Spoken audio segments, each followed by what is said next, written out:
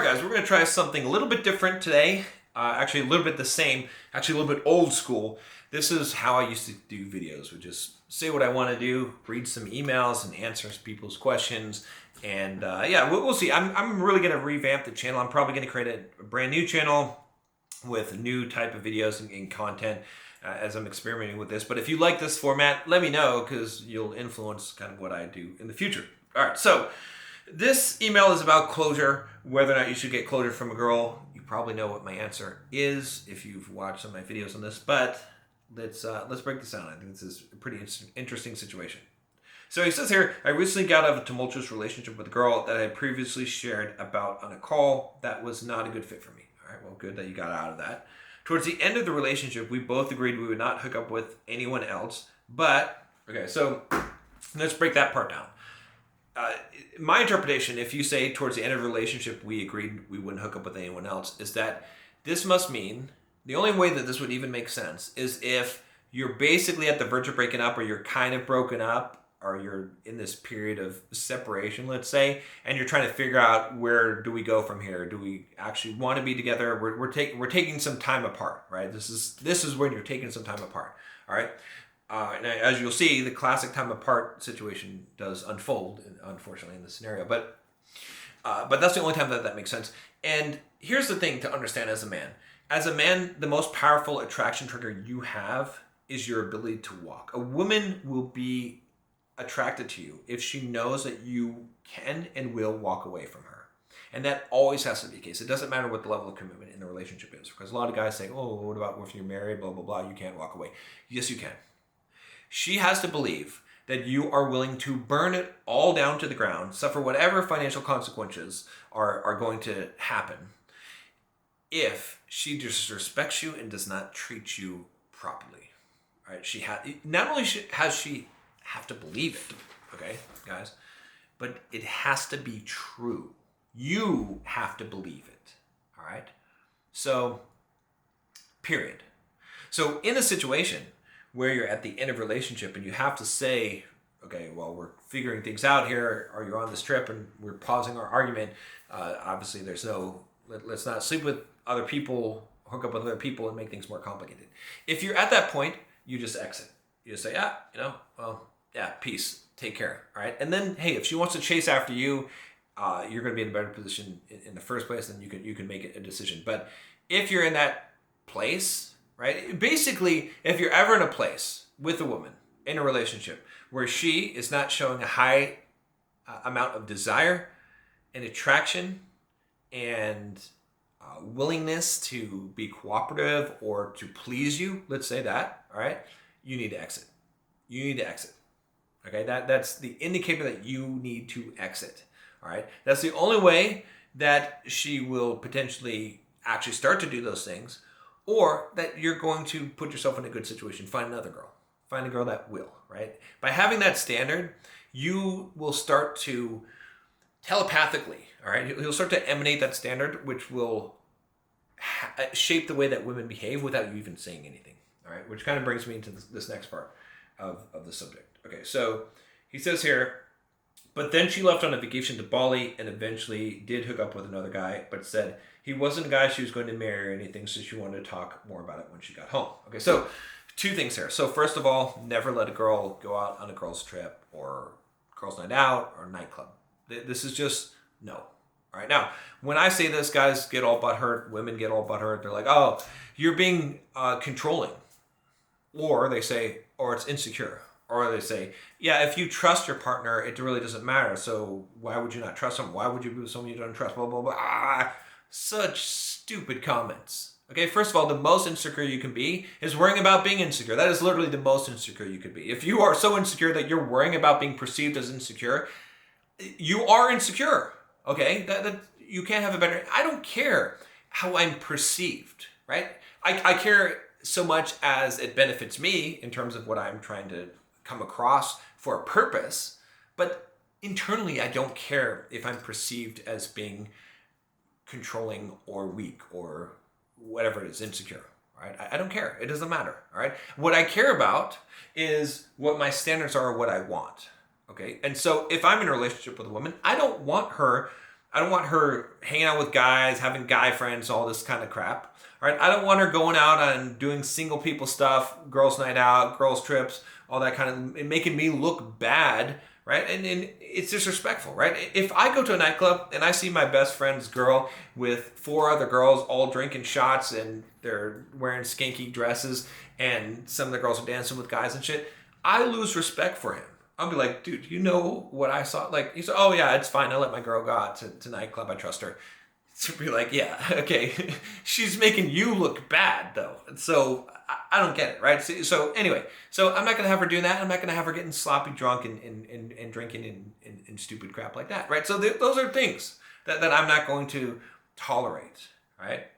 So where I'm getting at this is that, first of all, if you're going to get an exclusive relationship with a girl, you have to have these standards and spell them out, right? At the point where she asks, what are we doing? And she tries to get you locked down to an exclusive relationship, you just have to say, well, you know, and you don't have to say this, but essentially if you're going to give up all your options, okay, and your lifestyle that you enjoy living, there has to be some benefit. Like, these are the standards that you have, and you're going to lay them out and just tell her, hey, well, you know, sure, but here's the things that we have to agree upon, because I don't want to be in an exclusive relationship with the girl who isn't doing these things. Now, if you're the kind of guy that already is putting that across, that you're willing to walk and that you have high standards, you won't even have to say those things, to be honest, right? Because she'll know it. For example, in the relationship, you know, I'm married now to my wife, Nicole, but as we were dating, she never tried to go on a girls' night out or anything. Like, she wouldn't even ask. She wouldn't even suggest, because she knows that I'm not gonna like it. I don't even have to say anything about it. She wouldn't even want to disrespect me in any way, right? Because she has a high desire. You see what I'm saying? So you have to really think about this. And if you're in a relationship with a girl and she wants to do this, if she says, you know, and girls are going to say, oh, I'm thinking about going on this girls' trip. They're going to go to blah, blah, blah, right? She's trying to really gauge what your response is going to be, all right? So you have to be careful with your response, all right? You don't want to say, oh, you can't do that or don't do that, right? Instead, what you really should say is, I don't like that.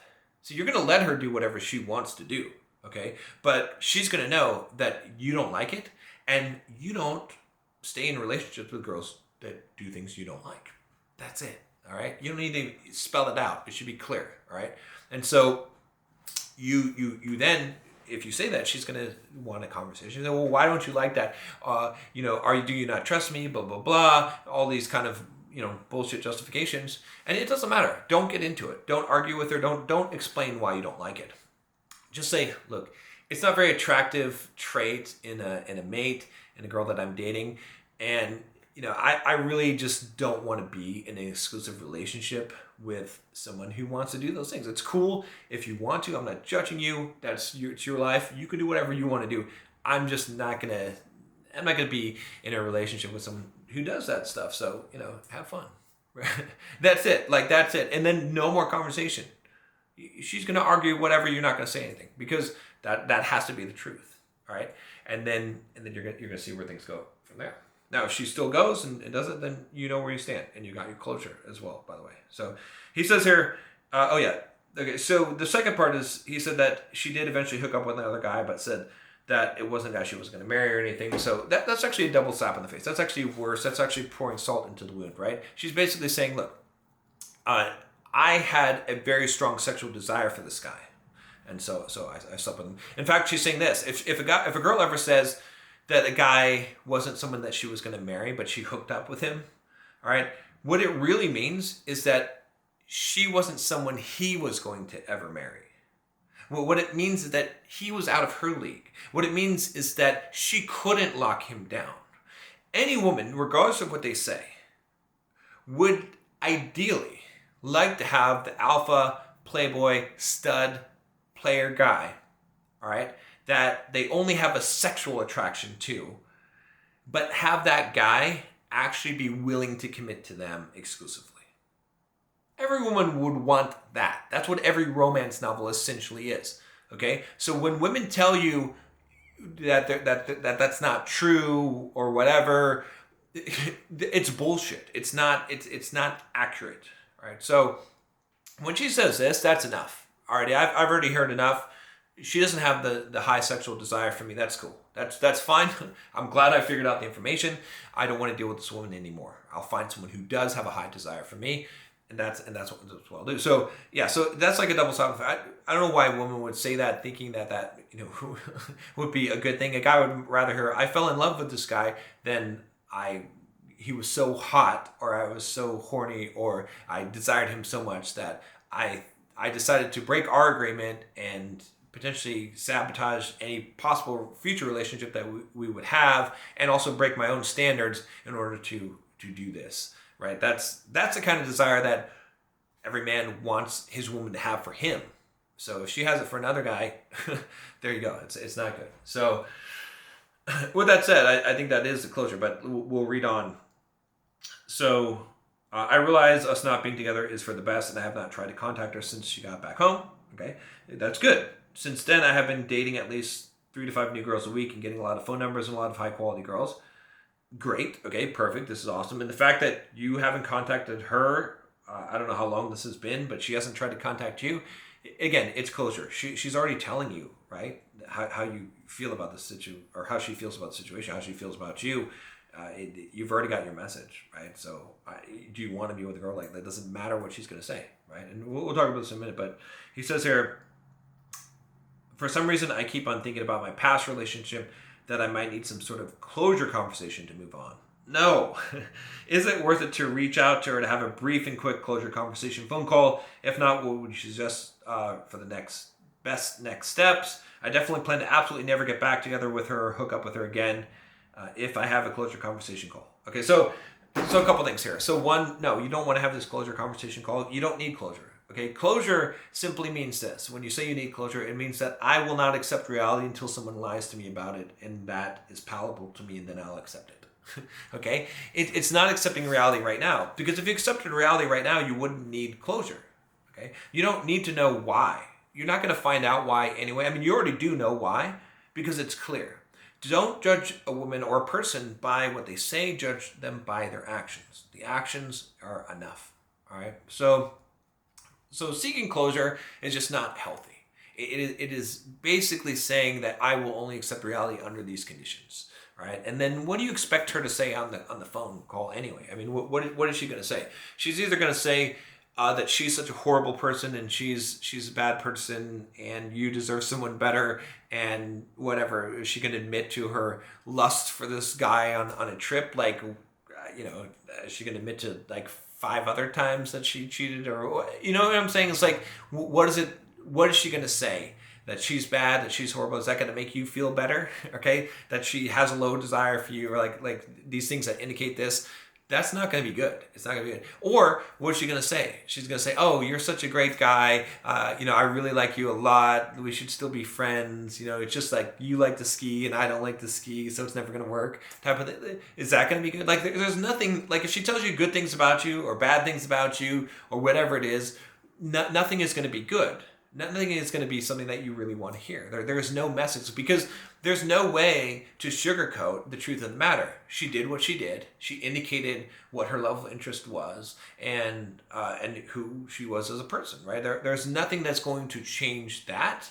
And that is the thing that, it is at some point, I think the closure comes from this feeling of rejection. Like, for some reason, she didn't like me so much that she was willing to crawl through broken glass for me, or do this, or even make this sacrifice, that she would treat me this way or do this thing, right? And so it's this rejection. So we want to find some reason for this, or some reason why she's evil, or why it's actually not true, or that she made a mistake or whatever, as opposed to accepting that we are not good enough, right? And it doesn't mean that you're not good enough, but you need to accept that a person deemed you as not good enough. That's the acceptance that has to happen, and talking to someone isn't going to make that happen. Is something that's going to happen within you, where you decide, okay, this is what I want to do. So anyway, that's the summation of it. And like I said, I'm kind of experimenting with going back to this format. There's going to be a lot of changes and stuff, but I figured since I was going to answer this email, I might as well just answer it on camera. And in no way is this meant to be any kind of attack on the person who emailed me. In fact, I'm going to just send him this in response to his email.